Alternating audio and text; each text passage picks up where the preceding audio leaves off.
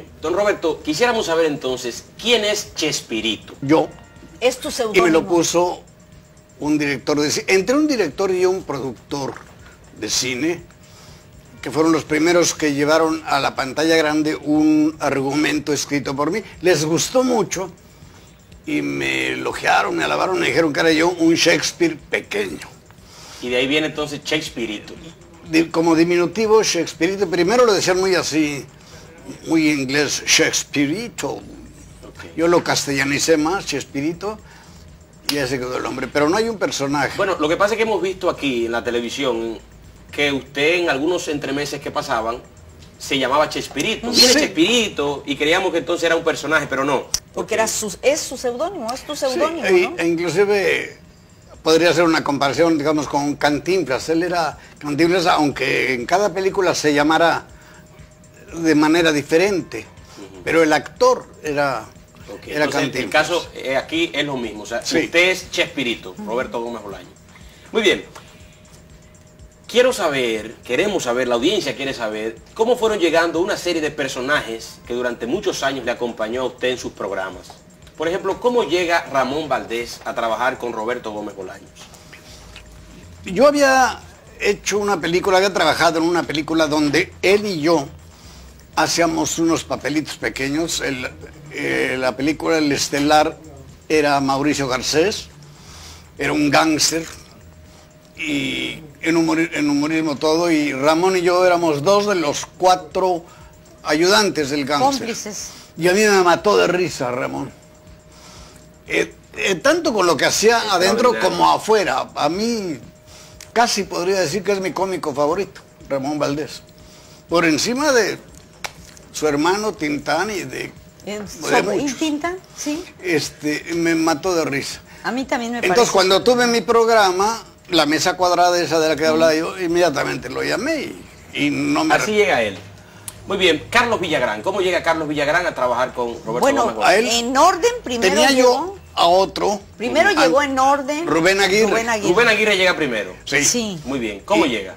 Él me lo presenta el esposo de Kipi Casado, que era mi ángel protector, porque me tenía una fe enorme, me abría puertas, y él llegaba a la capital desde Monterrey, y ya nos había hablado a mí de él y a él de mí. Entonces ahí empezamos a platicar y hicimos algunas pruebas inclusive, y luego cuando la mesa cuadrada también lo llamé a él. Después tuvo tanto éxito esa mesa cuadrada que nos dieron un programa exclusivo.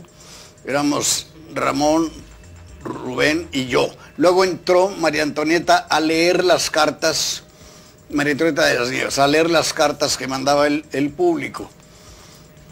Nos dieron el programa que ya se empezó a llamar Chespirito, y en una fiesta particular en casa de Rubén, hicieron Rubén y Carlos Villagrán un sketchito que hacían en un programa que yo no veía nunca. Sí, pero ¿cómo llega Carlos Villagrán? ¿Él conocía a Rubén? A Rubén Aguirre. Okay. Y hacía un programa con él, y entonces hicieron una rutina, no me acuerdo, pero hablaba él con los cachetes inflados, a mí me dio mucha risa. Y había yo empezado a hacer el Chavo. Pero pero entonces no, porque yo no entré con el Chavo, yo entré mucho antes del Chavo. Sí, pero... O sea, él no entró para el Chavo, él entró desde antes. Carlos Villagrán entró prácticamente... Porque yo entré en el 71 y todavía no existía el Chavo, y lo primero que yo hice cuando entré no fue el Chavo, fueron sketches y programas del Chapulín Colorado. Había yo hecho ya muchas otras cosas, y estaba Florinda, muy bien, estaba Ramón, estaba Rubén y no más, ¿verdad? Okay, y entonces, no más. Después entró Angelines y después entró Edgar. Ok, a eso iba. Sí, pero a él lo vi haciendo eso. Ok, entonces Angelines entra luego. Poquito después. Entonces, después viene Edgar Vivar, ¿no? Sí. Digamos que el último en entrar de la vieja guardia fue Edgar Vivar. El último.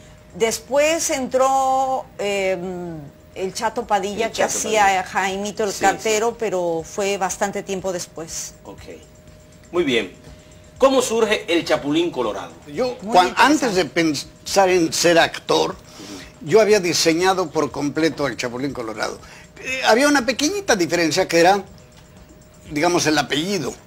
Yo le había puesto el Chapulín Justiciero.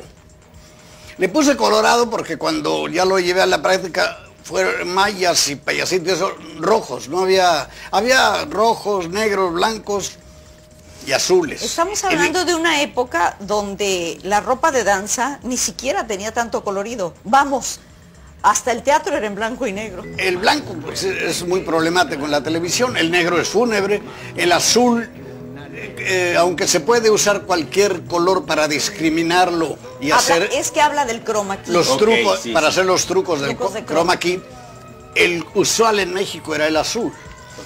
Y entonces quedó el rojo. Y dije, bueno, si le pongo Chapulín Colorado ya se justifica el color del uniforme. Pero lo interesante de esto fue que ese personaje se lo había yo ofrecido a un buen número de comediantes. Antes de que yo pensaba ser actor, ¿eh? De hecho, a todos los comediantes que había. Y nadie lo quiso. Todos los rechazaron. ¿Y qué decían? Me decían, no, eso a mí no me gusta, no parece interesante. No le encontraron la vis cómica, los tontos. Nadie quiso hacer. Los tontos. Y después dije, bendito sea Dios, porque cuando tuve yo la oportunidad de hacerlo, y me abrió las puertas de todo. Al segundo programa, la gente en la calle ya me veían y me decían, no contaban con mi astucia. Al segundo programa, la segunda semana. El Chapulín Colorado le abrió las puertas a la televisión mexicana. Porque Se puede antes decir que las que telenovelas se vendieron primero los programas del Chapulín Colorado en Latinoamérica, Okay. aún antes de las telenovelas. Por eso digo, cuando me refiero a los comediantes, digo los tontos, porque inclusive los Simpsons hablan y parodian al Chapulín Colorado. Pero, ¿qué le gustó de Florinda? Todo. Es muy bella, Qué gentil. con un talento enorme, con unas facultades para todo. Ella escribe, no solo actúa excelentemente, escribe muy bien, baila muy bien, canta sensacionalmente bien. Ella podría en un mes o algo así de repasar nuevamente Madame Butterfly y podría cantarla. ¿Cómo? Sí, ópera, no nada más Sí, es desde algo hace muchos sencillito, años no, que estuvo. ópera. Y lo podría hacer. Produce.